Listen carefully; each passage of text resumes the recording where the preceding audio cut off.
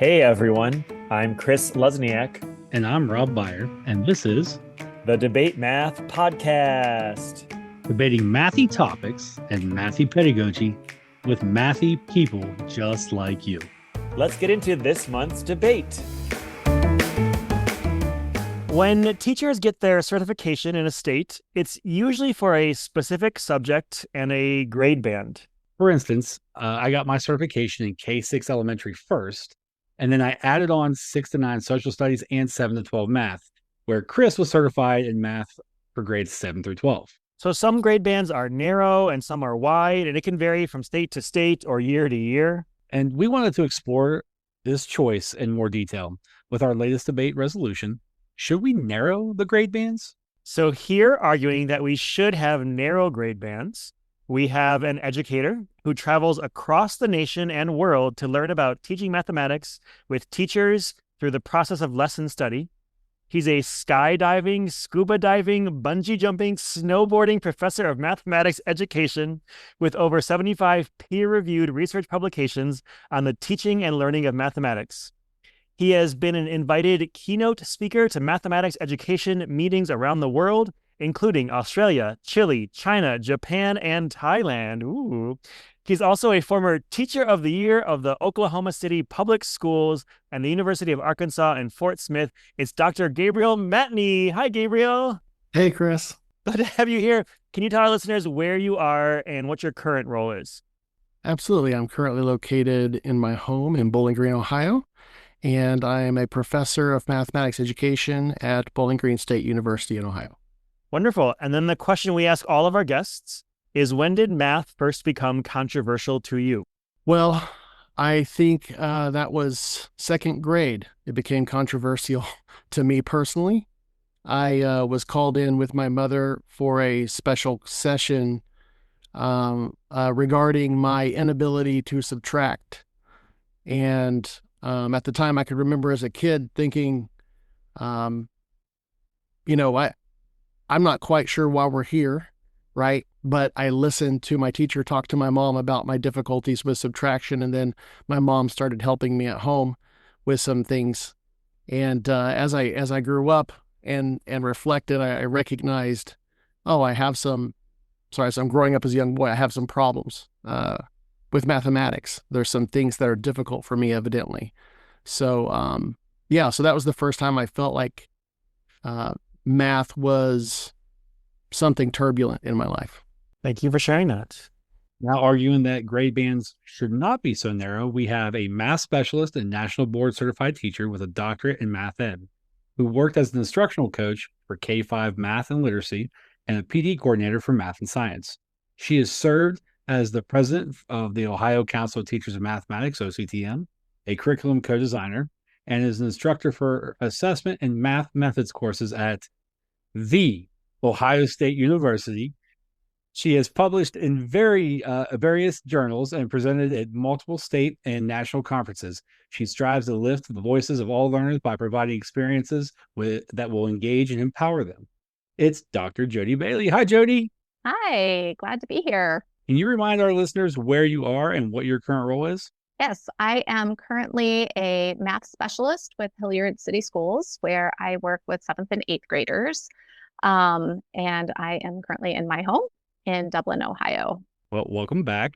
And when did math first become controversial to you? You could say the one you said before. If you had a new one, you could share that one as well. I actually don't remember the one I shared before, but the one that I often come back to is, I don't know about controversial, but that there could be more than one correct answer.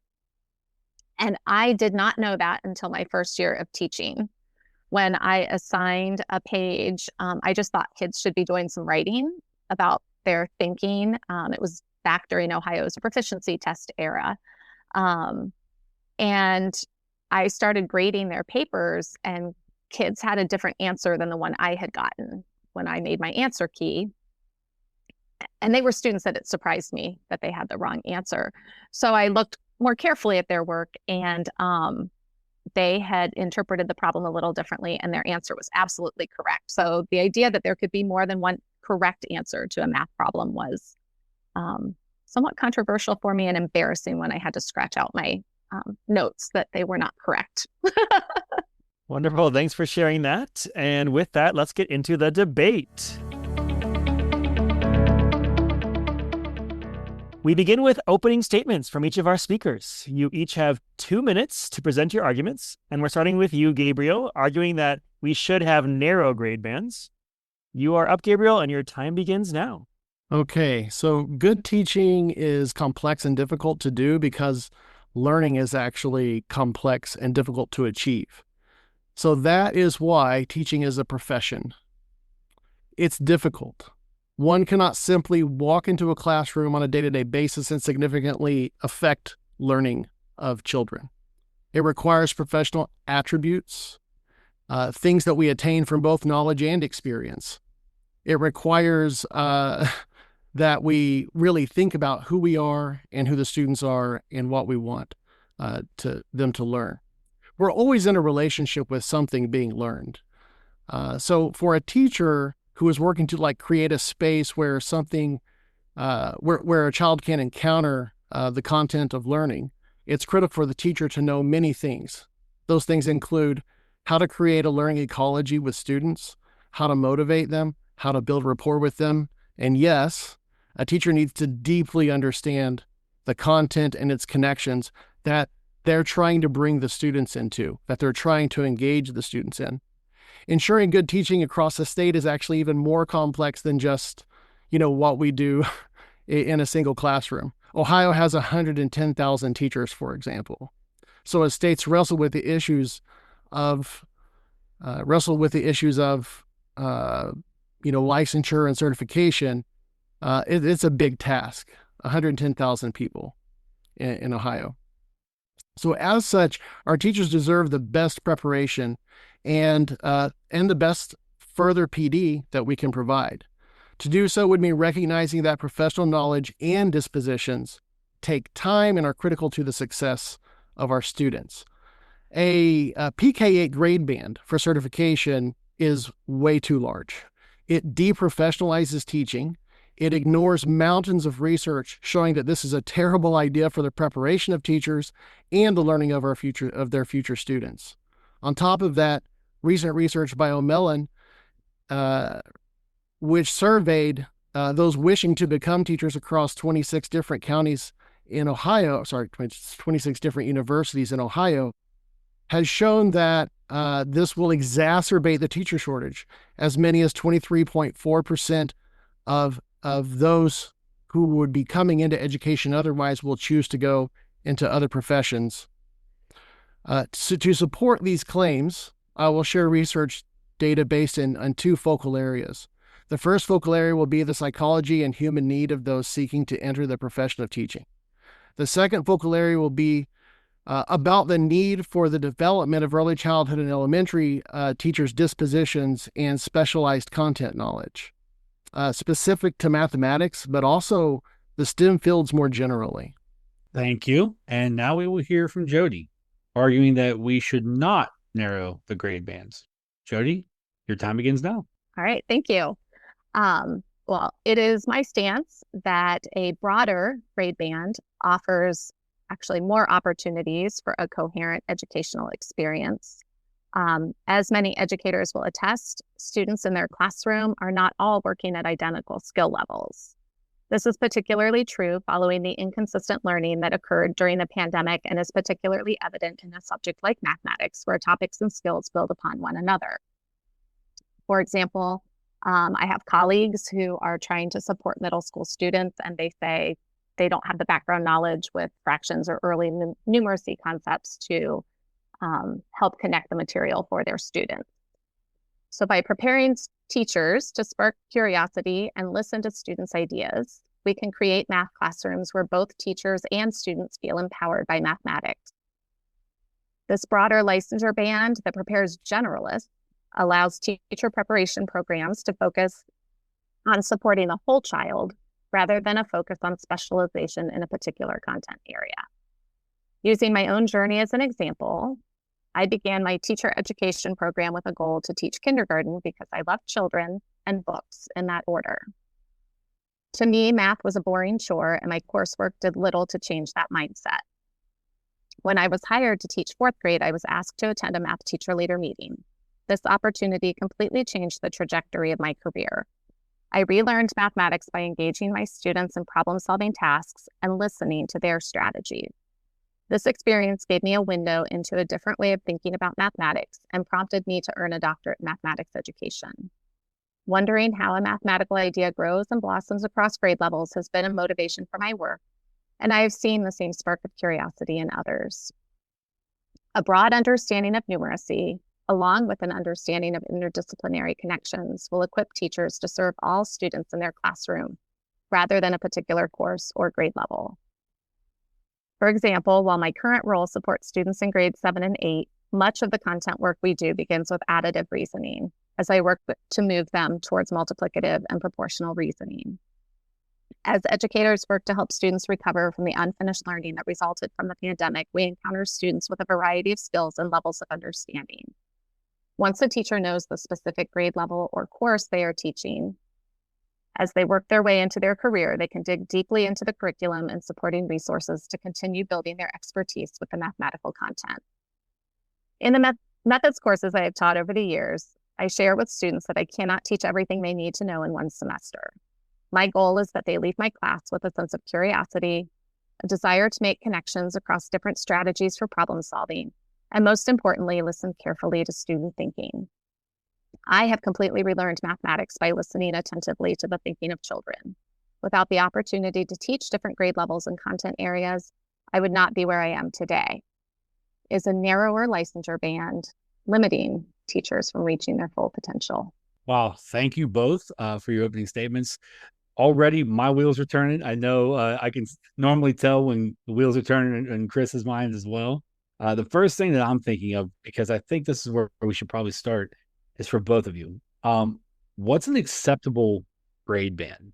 If we're talking about certifications, what would be acceptable? So that way we can get maybe a baseline of where we stand. And Jody, I'll start with you. I would go broad. Like my certification is kindergarten through 8th grade. Would that be acceptable? I think it gets really tricky when you start, like fractions begin in 3rd grade.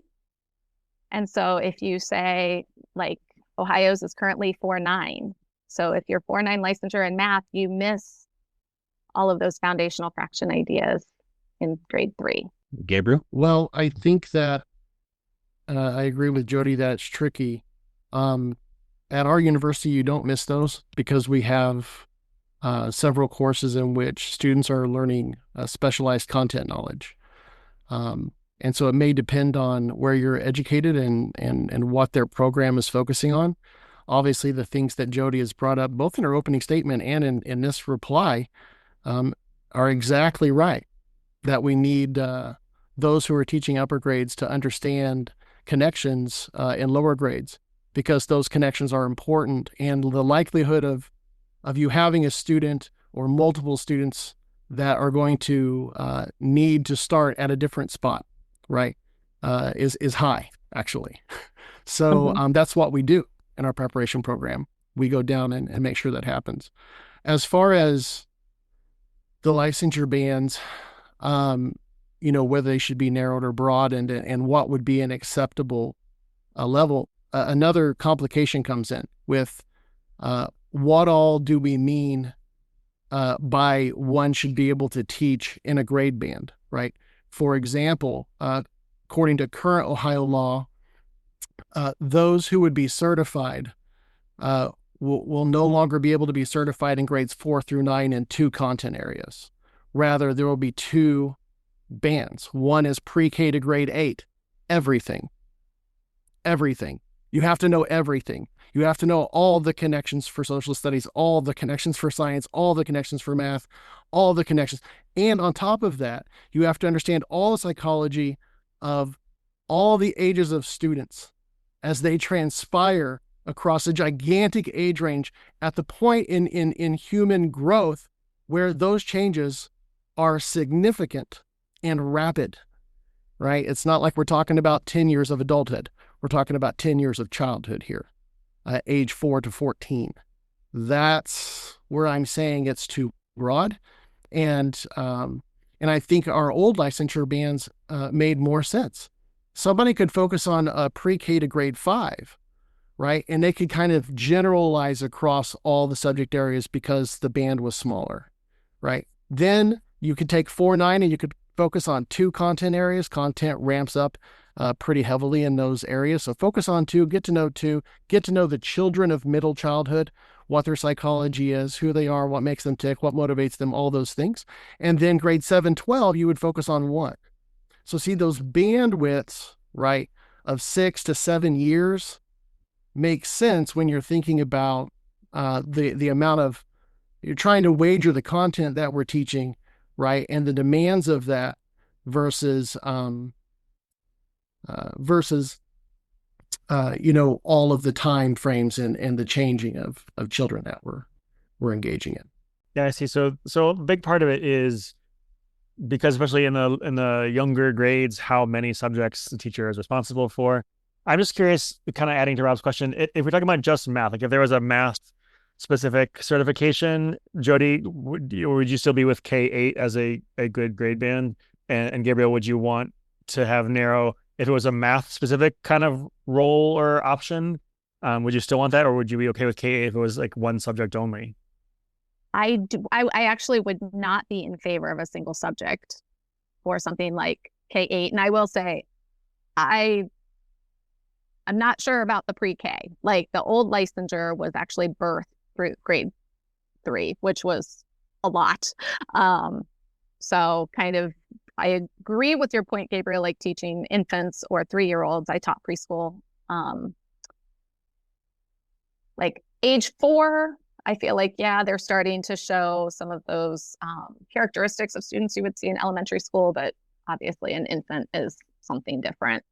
But I wouldn't be in favor of a single subject for something like K-8. I think it's really important to focus on the whole child at that point in those developmental years. Content is important, but I think if you're working with students in sort of that K-8 range, it's focusing on those needs of the whole child. If you look at Ohio's plan for the whole child, they mention a lot of aspects that are not related to academics and content specific. I think it's growing children, making them engaged learners. So I think it really is more of a focus, not necessarily on a specific content, but on how do you become a learner? What does that look like? Okay. And Gabriel, if it was one content, would you be okay with K-8 that sense? If it was just, if there was a math option only? Yeah, I think, interestingly enough, I agree with Jody that that would be a consternation unless we think of not a one, like perhaps it's not the only way to focus on the whole child is like one adult. Maybe a team of adults is focusing on a whole child. We do this a lot in middle level. And when I taught high school in Oklahoma City, this is exactly our idea, right? The middle level team, but applied to the high school. It's just like we're all responsible for all the learning of every student. Even though in my math class, I'm engaging them in these quantitative concepts, right? And in history and language arts, they're engaging in those ideas. But we're all talking about this cohort of students that we have. So I think it can be done where we have some content expertise, but we're teaming with others to really think about the development of the whole child. And I worry that generalist notions don't give teachers, it deprofessionalizes because it doesn't give teachers the expertise that they really need to progress children in those ideas across. And then we would be graduating them without that expertise anyway. So I think, and research is bearing that, right? So I can share some of that later, but that's kind of, I agree with Jody on the whole child. I don't necessarily think that there's only one way to actually nurture the development of a whole child. So when you say they need to be prepared, I guess, to teach the child, you are thinking specifically about content. No? No, Okay. absolutely not. And like in my opening statement, I mentioned many things and content was last, but I said teachers have to be knowledgeable of how to create a learning ecology with students. They have to be knowledgeable about what motivates them, how to build rapport Mhm. with them. We have to know the psychology of the child at various ages, and that changes drastically during this, especially this phase from age 4 or 5 all the way to 14, which is what PK8 does, right? Like that psychology changes drastically. Who they are as first graders are very different than fifth graders, is very different than eighth graders. And we have to understand that, right? And we have to know what that means for our teaching. And yes, also, so for me, it's a both and. Like there's these things that we have to understand about children and students, and there's these things we have to understand about content. But then there's this other kind of knowledge that was brought out into research a little more than 20 years ago, uh, called specialized content knowledge.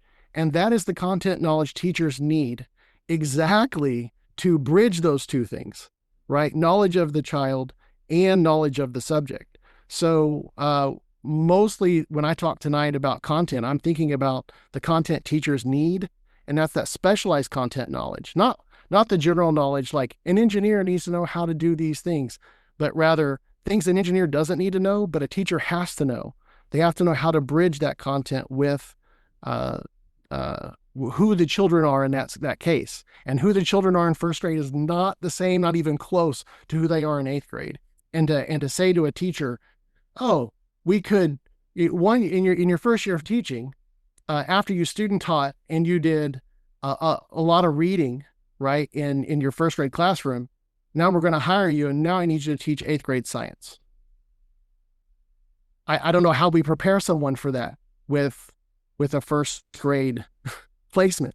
And if I'm shoving you in eighth grade math, I don't know how I'm preparing you for an early childhood placement. It just creates all kinds of problems for me. Could those placements change? Like I agree with the structure of placements that you're describing.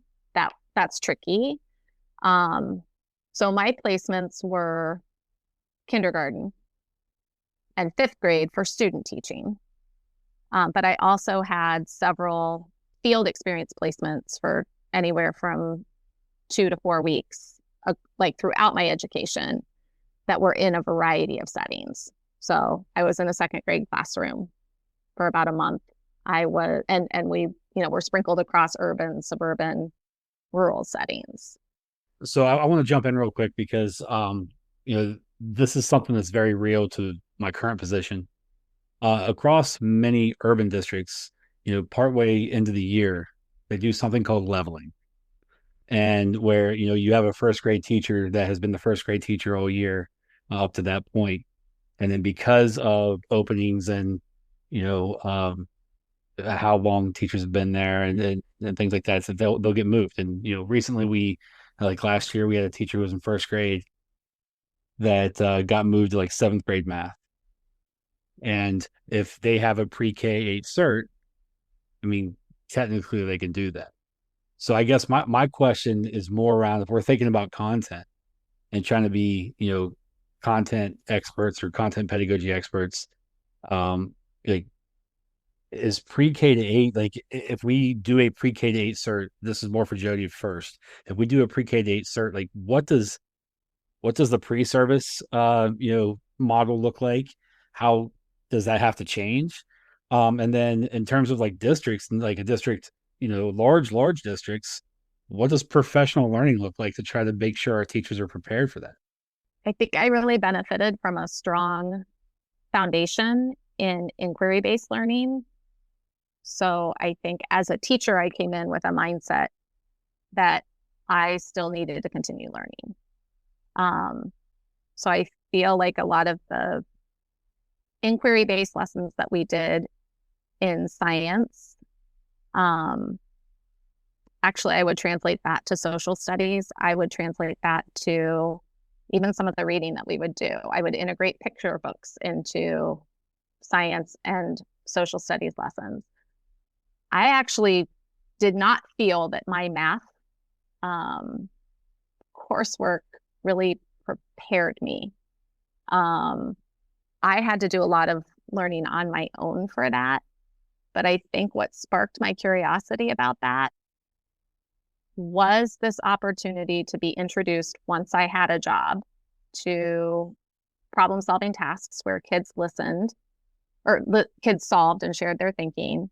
And I think I applied a lot of what I had learned in my generalist courses to the teaching of math.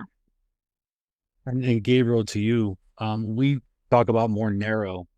Are we talking about more narrow with like subject specific or content specific? Because again, I'm thinking, these past 2 years in the district that I'm in, we adopted a new K-8 math or a new K-8 ELA curriculum, and then the very next year adopted a K-8 math curriculum.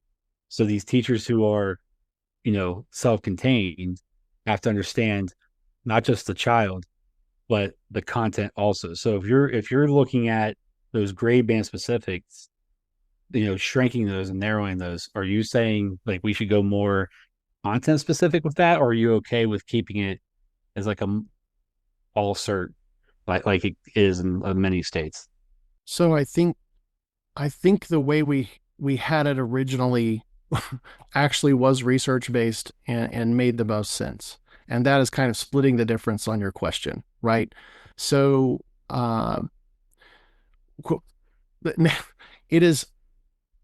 there's another element that we're not kind of talking about here, and that's like, and this is another reason why I feel like the PK licensure is deprofessionalizing.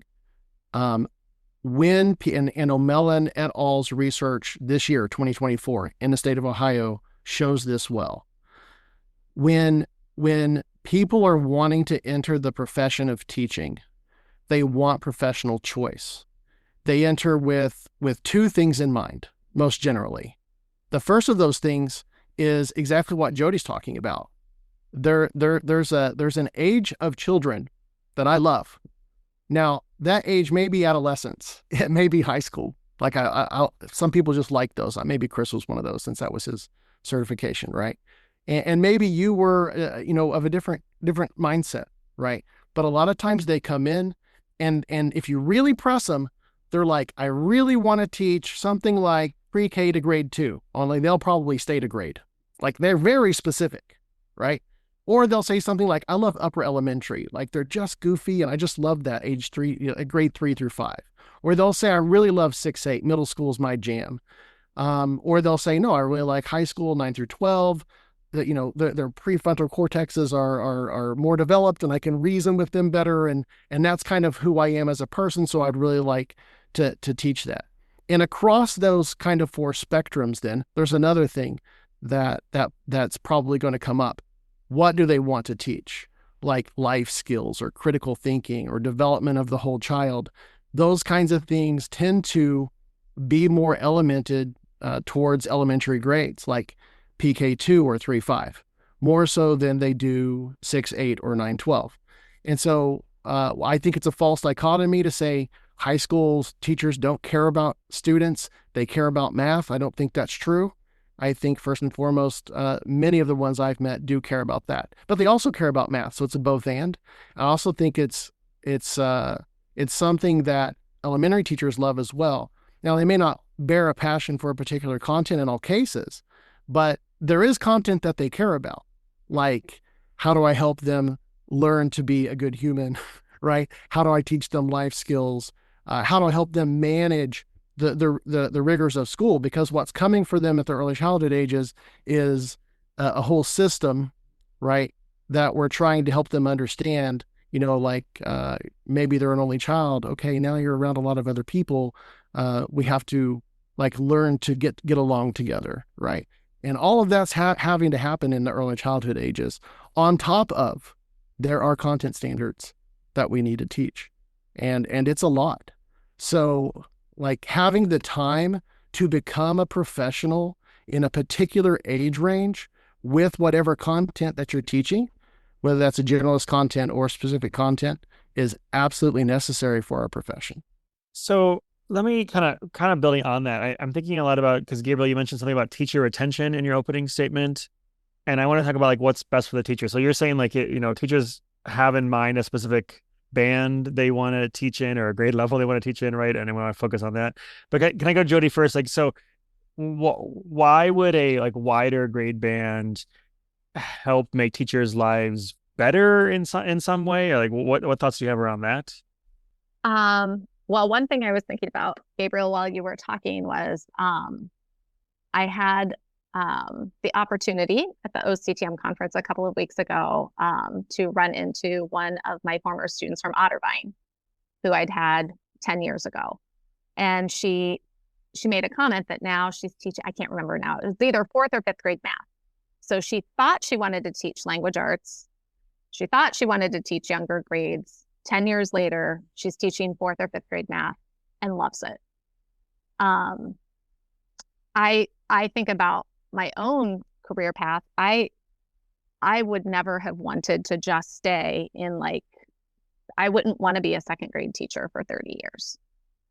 I like having some variety, some alternate options.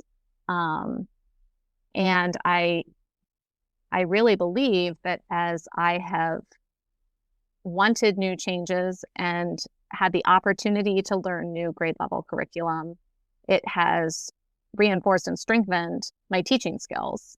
And I am able to say, I work with kids who are really disengaged from math. They're 7th and 8th graders. And when I sit down with them, I tell them, I have never met a student who cannot do math. However, I have met a lot of students who what we teach in school doesn't really connect for them. And I tell them, I said, I feel really grateful I've had the opportunity to teach elementary school. I've taught 7th grade math and 8th grade math, so I know where you're going. And I feel like I'm in a perfect position to help you. But with a much narrower grade band licensure, I wouldn't be in that position to help them. I wouldn't have had those experiences. Yeah, and so then Gabriel, like how do you see the narrow grade bands helping teachers? Because I work with a lot of teachers all across the country, and I hear a lot of them who are in a grade band but want to move at some point to different in a grade level, but want to move to different grade level at some point, or they took this job because there was an opening, right? And they're waiting for something to open up in a different grade level that they want to teach. So doesn't that give them more flexibility? Like how is what you're proposing helping with teacher retention? Yeah. So I think to Jody's point, let me think about a good way to say this. The pathway that Jody took was sounds fantastic, and to hear Jody speak about the way she's engaging with students has always been inspirational to me. People may not know, but Jody and I are old friends. So I love that. But the ability for professional choice to advance into a different licensure band is a different conversation than you have this long to give them a certification as a pre-service teacher. So whenever we're talking about the ability for a teacher to move up or into a different grade band, in the past, when we had a pre-K through grade 3, that was like 4 or 5 years ago, we had that. Then we made it PK5, right? And so what happened was when we had the PK3 degree, there were, moves to say, look, there has to be a professional pathway for those who want to teach grades 4 and 5. My wife happens to be one of those who wanted to teach grades 4 and 5 after she has an early childhood degree. She always thought she wanted to teach kindergarten. Right now, by choice, she's teaching 5th grade math and absolutely loves it. This is not a different story than your Otterbein student, right? Mm-hmm. But Tammy, my wife, also recognizes a PK8 licensure for pre-service teachers is insane. How can we, right, actually prepare them? We cannot give them the level of experience that you gained for teaching elementary a year, then teaching a different grade for a year, then teaching another grade for a year, so that then when you're teaching these upper grades, everything clicks for you. It makes sense how you can connect those students back. That's just too long a range for someone to be prepared to do. Because it's not even just about the content of math. We're literally saying you're going to have to learn all of how to do that with social studies. You have a 15-hour reading core. You have state mandated courses that make you well-rounded that all universities have to do. It's not like we can just say, look, what you need are 5 classes on really how to teach all of these elements of cardinality and number and unitizing that leads us into fraction knowledge, and fraction knowledge leads us into proportional reasoning knowledge, and all across that spectrum, all the way, we're also talking about geometry, we're also talking about data analysis, we're also talking about algebra. All of that's in there. All of it has to be well understood by the teacher. It has to be well connected by the teacher. And now I'm up to 6th grade only, right? And I'm not even getting into 7th and 8th grade content, which is going to, the 8th grade content is going to take us all the way to linear functions. And that's just math. And I haven't even yet talked about how math works with different ages of students, much less social studies, science, reading, language arts, all the other things that are going to be weighed upon them to do that. So to say that broad licensure band is going to work out, the research isn't there to support that.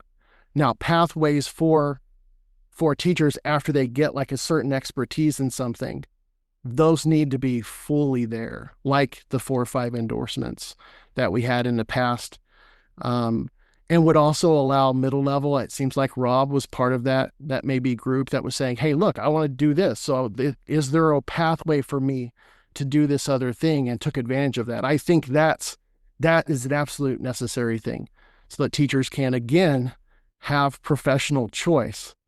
Yeah, I was crazy enough to want to teach middle school my whole career. So I wanted to, think about, potential financial implications, not just like statewide, but thinking about like districts. Because right now with ESSER funding just, wrapping up at the end of September, and thinking about just, not that anybody would use that for jobs, but some might have.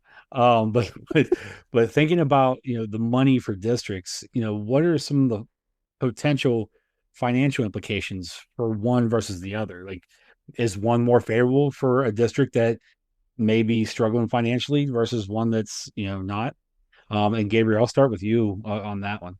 Yeah, I think fiscally, we really need some wisdom in the leadership of our states to really understand. So part of the move for us to go to a pre-K-8 licensure is the fact that there are entire sections of the state of Ohio that have had for a while now a extreme teacher shortage in the middle and high school levels.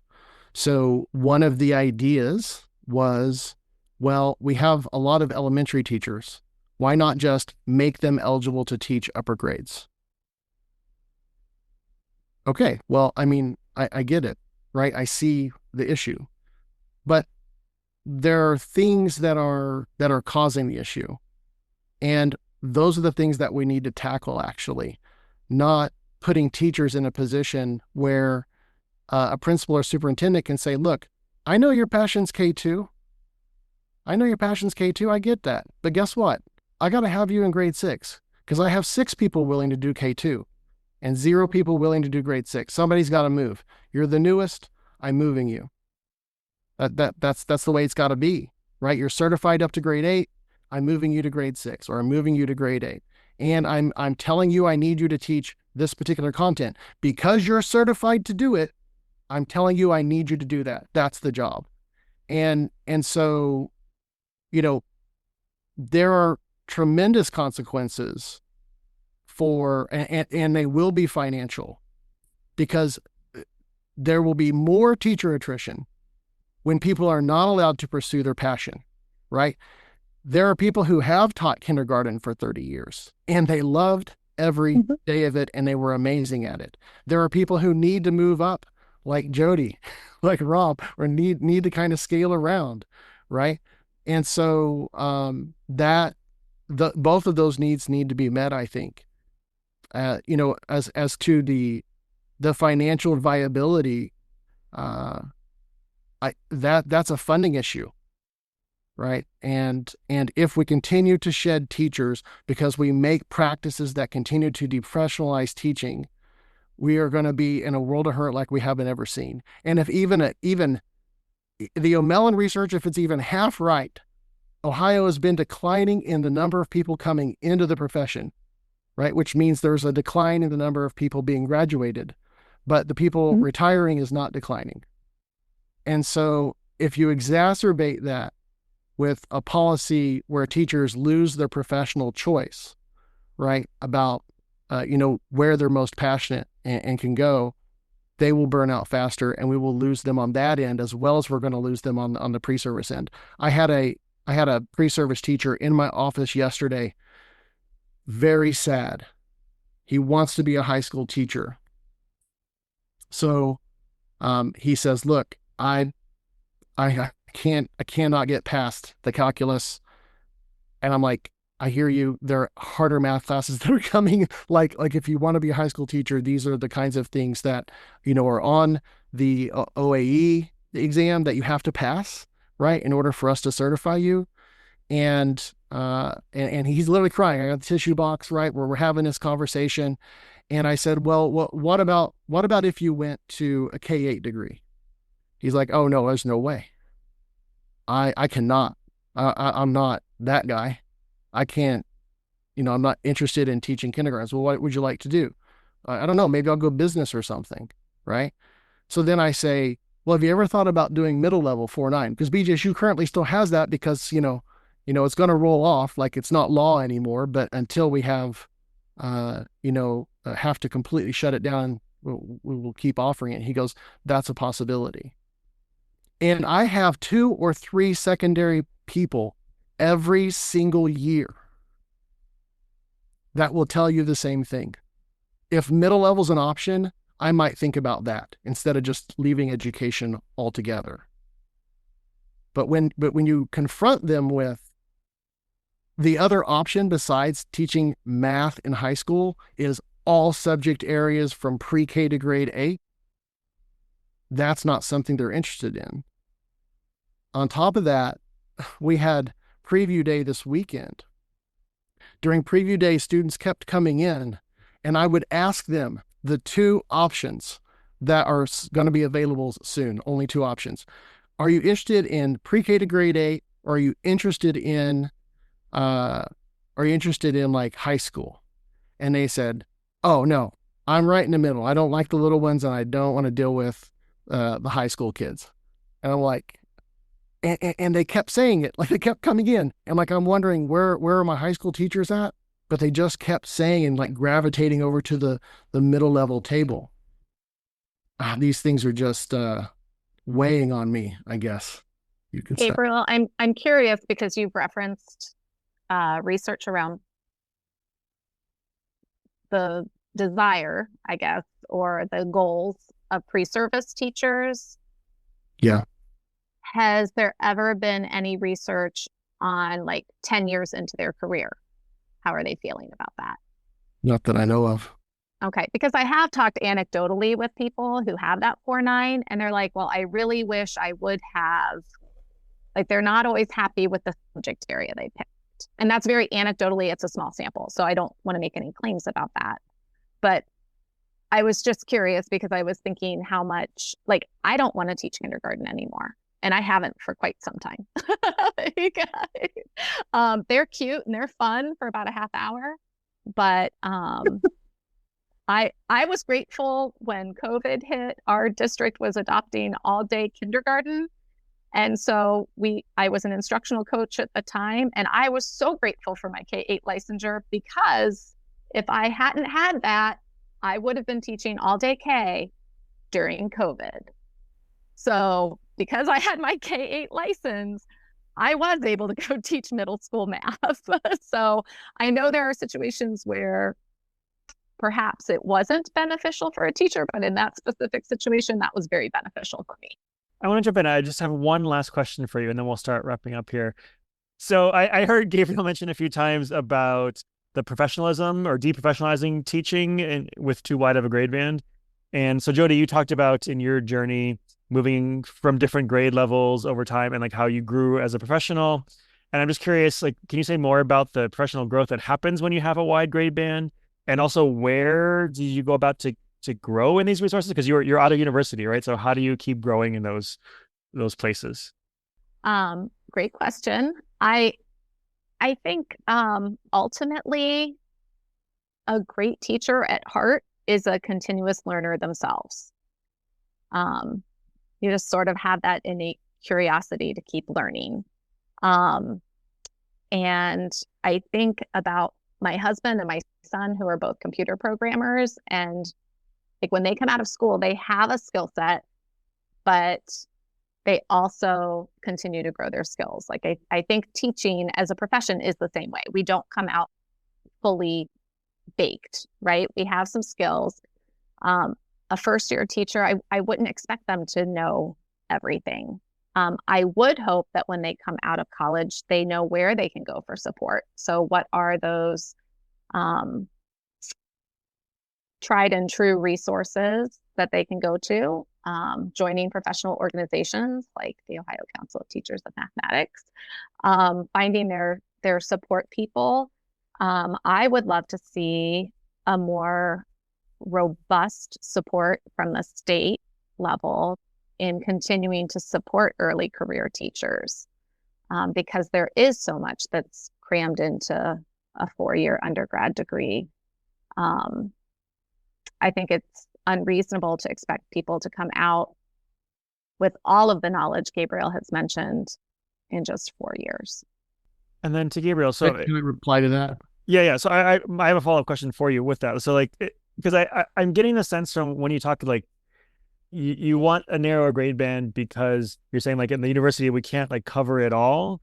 But I'll tell you, like in 20 years of teaching high school, what I do as a teacher now was not what I learned in university, right? It's like it was something I gained, like Jody's talking about, over the years. So how are we deprofessionalizing it if we make it so wide? Like, don't we want to promote the lifelong learning that Jody talked about and things like that? Like, the university doesn't have to teach it all, does it?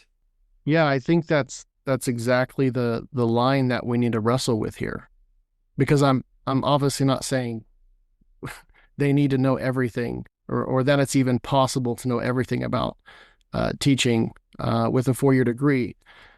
That's not what certification is. That I mean, think about any profession, right? You have a bar exam. I'm setting a bar, right? You do not know all the law, right? But you know this much, and it's good to get started. You don't know all the medicine, but you know this much. Now you can practice that, right? And the idea of not having any teachers be specialized means you expect all teachers to know it all. And that's just not fair. I think the likelihood of someone coming out of any 4-year institution that has tried to, I mean, at best, they're going to give you maybe 2 courses in mathematics because that's all they had time to do with a PK8 licensure. And they're standard setting right now. The standard setting meetings are going on in this state right now. And, you know, in the 1-8 licensure that Jody has, Dr. Deb Gallagher and Dr. Angela Thomas also have that 1-8 licensure. And their stories are different from Jody's. They think that it is possible to prepare students good enough to get started in the profession with a middle level licensure that focuses on 2 content areas, 4-9. And if we want to be generalists, then we need a smaller band at the bottom to be generalists in, right? And so Chris, if you'll re-ask your question, maybe I'll get at it better. Yeah, like you're saying, like universities can't teach it all, and even what you're saying now with the the law school version. Like, don't all lawyers, no matter what they're going to go into, take the same exam? So like, why can't all teachers have the same base certification, and then we build on it over time, right, as professionals and things like that? Yeah, I mean, I think, well, I would say because research doesn't bear out that that's what's best for students, right? Let's just take, Hill et al. 2005, just as an example. I have 800 studies we could talk about, but let's talk about this one. In that study, they showed that elementary teachers that had a higher specialized content knowledge had statistically significant higher student achievement rates. Specialized content knowledge matters. And remember, specialized content knowledge is that bringing together of how I get students to come to know the mathematics. It's not just math knowledge. You can't just give elementary teachers math classes. That's not a good idea for how to get them to truly understand the profession of math teaching at the elementary level.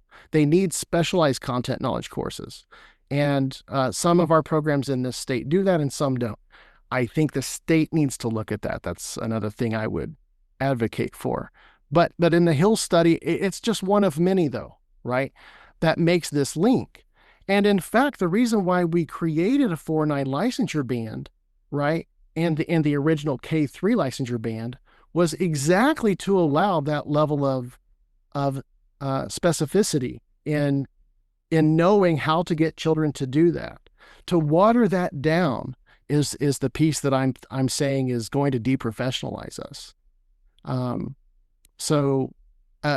then I would just add one more statement there. Let's say that we say, okay, they're all going to be generalists, PK8. We know that you can't fit everything in the college, and you know that you're going to graduate them, and you know they're going to be woefully unprepared in a great many ways, right? Whose kids get those teachers? Well, my grandkids are going to be born in this state. This topic matters to me. Like, this is very personal. I need the teachers of my grandkids to afford them the best possible connections in all subject areas that they can. And if I can't prepare the teachers to do that with the time I have, then I've woefully underserved the teacher themselves. And that's going to create more stress, more anxiety, and more likelihood that they burn out of the profession. And I don't want that for our teachers. I want them to feel confident in what they're asked to do. And if what we're asking to do is all contents from grade pre-K to 8, this just doesn't seem reasonable. We will now end by giving each side a minute or two to make their final arguments to you. And starting first, we're going to begin with Gabriel. Gabriel, your time starts now. So a grade band that's large, like PK through grade 8, creates a situation where PK8 certified graduates will have insufficient knowledge of all content areas, specialized content knowledge, and student cognitive, social, and emotional development across a vast set of years in which children are just rapidly changing. The PK8 certification will exacerbate the teacher shortage. That's shown by O'Mellen's research. It'll be especially detrimental to mathematics and science teacher preparation, and also devastating for students and families. So we should return to the previous PK5 grade band, reinstate the 409 grade dual concentration, and the 712 single concentration grade bands, or at least have conversations about what makes sense for our students and for our teachers when we're talking about the preparation of teachers and them entering the workforce. PK8 is just too large of a licensure band and will fail students, teachers, families, communities, and ultimately fail our state. And with the final word, we have Jody. Jody, the floor is yours. All right. Well, I appreciate all of the points that Gabriel raised today. I think that we're actually in agreement on a lot of things. I think what you said, Gabriel, about conversations is really important. So as we're moving forward in our state, at least, I think it would be really important to bring multiple perspectives to the table, and get the perspective of, like I said, some of those teachers who have been in the field now for 10 years. What worked well for them? Is there anything that they would recommend? I think the opportunity, at least, to have some flexibility in the path that you choose as a teacher, and at least, like you mentioned earlier, provide alternate pathways if you do want to make a change, would be really essential. So how can we structure licensure to allow people to continue to grow through their professional lives? So thank you for the conversation tonight. Yes, thank you all. That concludes this debate, and you've given us some great insights. And now it's up to our listeners to take a moment, ponder the arguments, and share with friends and consider what's resonated with you.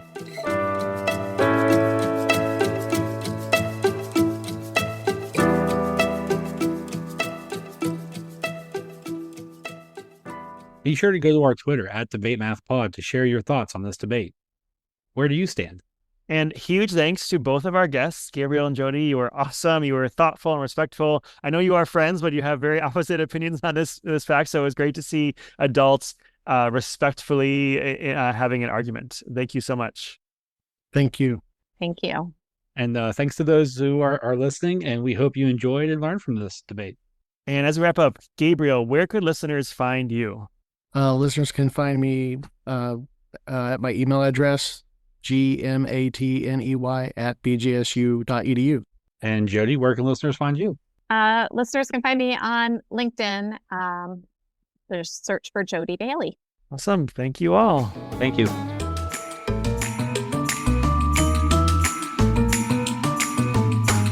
Want to learn more about incorporating debate activities into your math classroom?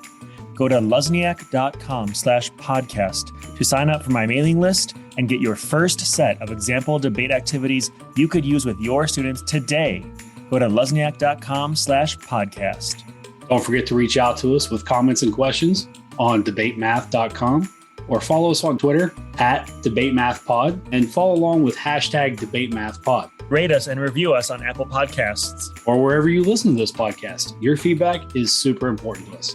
Well, that's all from us. Looking forward to debating with you more next episode. Until next time, cheers.